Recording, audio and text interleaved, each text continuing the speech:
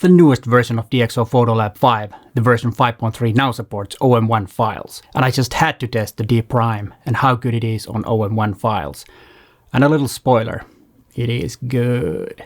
Hi, it's Peter here, and we need to start with the disclaimer. This software is mine, so DxO Labs has nothing to do with this video, nor did they ask me to do this or, nothing. I just wanted to do it because I wanted to see how good DeepPrine is on OM-1 files. I've been using it before for previous cameras, and now that it supports OM-1 files, I just needed to find out right away how good it is, and that's why I made the video. DxO Labs DeepPrine has been the best noise reduction algorithm or software there's been, and you can use it with PhotoLab 5, or then there is the Pure Raw, that's called Pure Raw 2, actually is the newest version. But unfortunately, I could not work OM-1 files on the Pure Raw 2 yet. I don't know why it doesn't support, because it uses the same algorithm as PhotoLab 5, and it worked on PhotoLab 5 but not with Pure Raw 2. Don't know why. Maybe I missed something, but these samples are from PhotoLab 5, which is, like I said, the same thing as Pure Raw when it comes to noise reduction. And DeepPrine is the best noise reduction software on the market right now. Topaz Denoise AI is quite close, but not as good as DeepPrine. That's what I at least think. That's how I've found the noise reduction bin between these two softwares. There are some differences, but I prefer the DeepPrine. The reason that it's so good is that it has lens modules, because it doesn't only reduce noise, it also corrects some defaults that the lens has.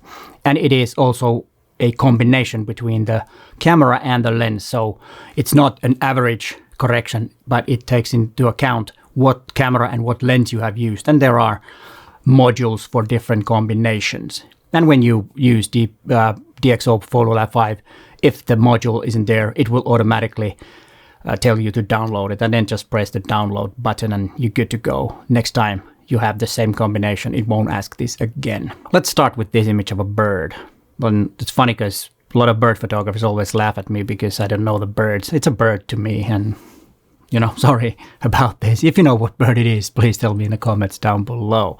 It was taken with the 100 to 400 mm f5.0 to 6.3 M zoom lens, which I just got and been very happy with it and been playing around with it. And I'll make a video about the lens and after I'm using it a bit more. But as you can see, it's ISO 800 and nothing wrong with the image quality like it is. I think it's a pretty decent image in what comes to image quality. But when we run it through DeepPrine and the lens correction modules, and I also used Clearview Plus, then the result is like this, and it is better than the original. Both are quite good, but the DxO PhotoLab 5 version is a lot better. The colors are brighter, there's no noise, it's basically clean.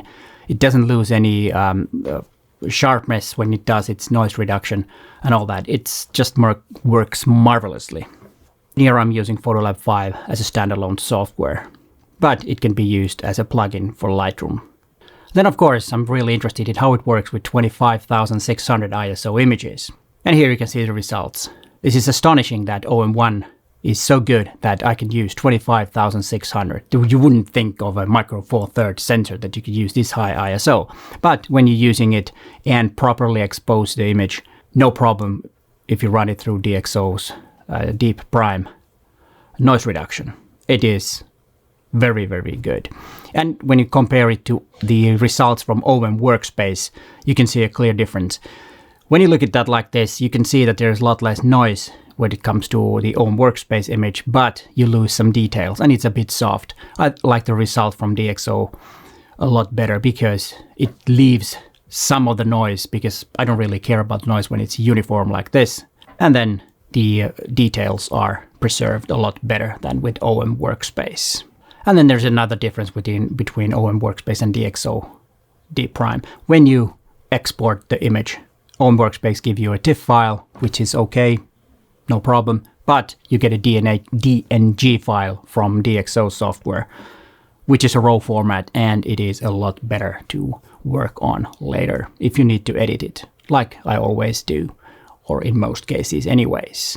And if you're interested in getting this software, there are some affiliate links down below, and using those links, I get a small commission, but you do not pay any extra. So it's a win-win situation. And if you want to find out more about DxO's DeepPrine, check out those videos. There is some more information about the software. But hey, thanks for watching, and bye for now.